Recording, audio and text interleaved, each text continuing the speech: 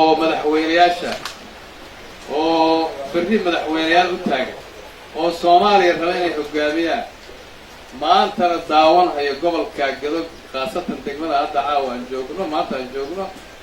dadaalka inta leeg ay waxbarashada u soo mareen kaalinta saddexaad ka hadlay oo noo quuri way waa ka xunno aad baan uga waana cambaareenna arrinta iyada aad baan u cambaareenna dadka ayagoo mas'uuliyiinta aad baan u cambaareenna maxaa jira dadaal badan baan samaynay haddii aan waalidiin nahay macallimiin nahay arday nahay ardaydanada ma seexato meelo kale ma aadaan wareeg ma galaan nin walba iskuulkiisii wuxuu ku eegayay gurigiisii dadaal badan hadday sameeyeen oo maanta waxbarashadii ay kaalinta tiktok ma galaan waxba ma galaan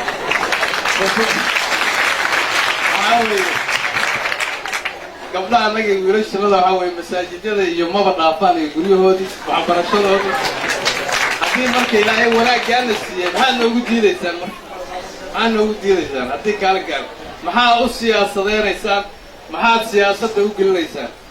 maxaa waxaan loo jirin aad u keenaysaan war ilaahay ka cabsada war annagu waa dadaalnay annagaa isku tashannay annaga intaana arteen baa isku tashanay waxaan rajaynaynaa insha allahu dibna u raaca annaga haddaanan kaalinka koowaad aanan gelin welig iyaga gobolka Gado waxaan gelaynay 2 ama 3 baan gelay dib u raaca sanad walba dib u raaca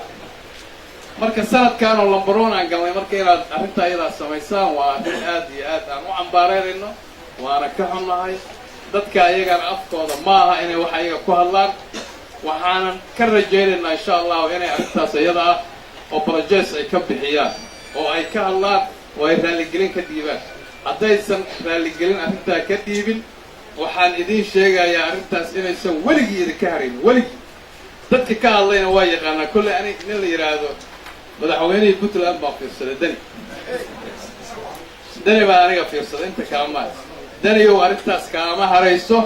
haddaadan ka dhiibin haddaadan ka noqon oo aadan dhihin arrintaana waa ka noqday Jubbaland kaama harayso weligeed waa ku daba taagnaanaysa maxaa jira 3 arrimood oo annaga aan wadaagnaad keliganaga nooga dhigta bal fiiriya 3 arrimood oo aan wadaagno iyo annaga keli nooga dhigta wuxuu yidhi dadka corona ay qabaan buy war dadka corona qabasay aqoonta inta la igu keenay war corona Soomaaliya oo kama jiro soo caalamka oo kama jiro bal fiiri ilaahay baa ku daaray ninka odaga wuxuu nagu yidhi coronavirus adduunka oo dhan ka jiray oo maanta gada aanan ka jirin oo aad ogtihiin oo maanta annaga tifkana wuxuu yidhi coronihii dhulka uu ka jiray qodobka labaad wuxuu yidhi dhulkii al-shabaabka ka jiray shabaabka kaligana uu nala joogaa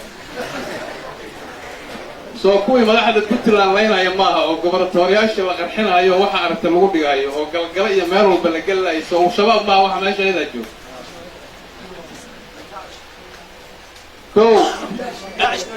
داعش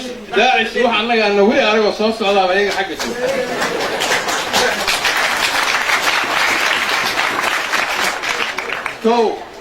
qodobka saddexaad wuxuu yidhi wax ammaan oo ka jira oo malaha iyo dhulkaas war nabadgelyada saaka ku fadhino cayd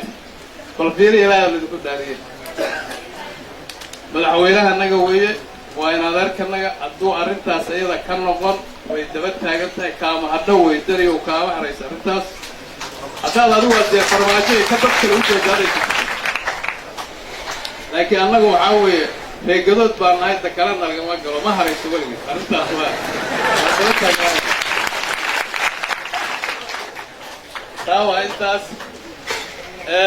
midda kale mahadcelintii iyo raggii iga horreeyey baan aniga la qabaa waxaan u istaagayna intaasay ahayd inaan ku darsado baahiyaha iskuulka laga sheegay oo laga soo jeediyey iyo raggii dhalinyarada hadda halkaa ka yeeshay khayr Allah siiyo ka hadlayay iyo raggii waxgaradka oo naga horreeyay Faysal Qajaaja iyo raggii lahaa habeen baan ka wada hadalnay guddiga markuu noo imaanay waxbarashada kaalin qiimo badan bay ka qaateen inay u istaagaan soo dhaweynta la sameeyo maasha allah raggaas si qiimo badan bay u shaqeeyeen shaqadii aan ku ballanayna way hayaan ilaahay ha barakeeyo waxaa jira baahiyaha la soo jeediyey oo laga hadlay maalinkii fursaddan ay soo baxday taliyaha xasilinta waa fadhiyaa raggii abaabulay buu ka mid ahaa guddoomiyaha baarlamaanka sidoo kale jaaliyadihii gobolka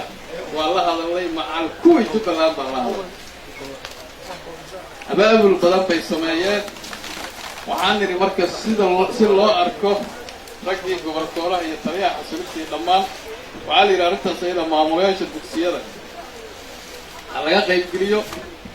whatsapp group wax la yidhaahdaa la sameeyey maamulaha waa ku jiraa oo qayb buu ka yahay lacagta waa isdaba joog qof walba hadday si u bixi doontaan aqoon qof walba wuxuu leeyahay mid 30 leh mid 100 leh mid 500 sheegaya midba lagu qoro lacagahaasna waa jiraan oo iskuullada la raba in lagu dhiirigeliyo waxaana rajaynaynaa insha allahu meeshaas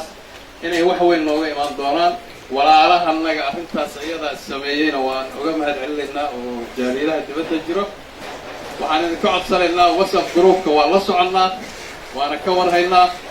wixii aad yaboohdeenna ha la helo hawshaas iyadana ha la dardargeliyo iskuulaadkaana cabashadooda waad maqlaysaa arrimaha hadda taagan oo laga hadlayna 3 qodob baa ugu muhiimsan oo ay soo jeediyeen maamulka iskuulka hayay iyo dadkii kaalmeynayay waxaa kow ka ahaa gaadiidkaas baska in la helo qiimihiisana waad maqasheen tirada iyo inta lagu sheegay waa wax ilaa 20 kun gaaraya gaadiidka asaga in la helo baahidaasna ay taaganta walaalayaalow inaad ogaataan midda labaadna waxa weeye kombiyuutarradii in la helo oo loo baahan yahay iyo macallimiintii midda saddexaadna waxa weeye in iskuulkan qiimaha badan niman baa noo dhisay ayagana in loo mahad celiyo u baahan waa dowladda sacuudi carabiya rag kas ku noolaa oo jaaliyad ah ayaa noo dhisay iskuulka kullay saad ula socotaan oo maanta aan fadhino halkaanay noogu yimaadeen maxaan idiin samaynaa bay yidhaahdeen iskuulkaas saraan rabnaaba in naloo dhiso marka ayada iskuulkaas sare wuu naga hadlaysa ayagana mahad celin bay leeyihiin waxaa mahad celin leh jaaliyaddii gacanta ku soo haysay oo soo bilowday iskuulka oo inta ganacsigooda isku daray oo dhaqaalahooda isku daray oo dhaqaalihii ayaga inta shaqo la geliyey sheer la geliyey ay gacanta ku hayeen waxaa mahad leh hay-adda siirad iyo rag kaloo gacanta ku hayay waxaa mahad celin leh raggii odayaasha waxaa mahad celin leh waalidiintii waxaa mahad celin leh qofkii maalin wax tara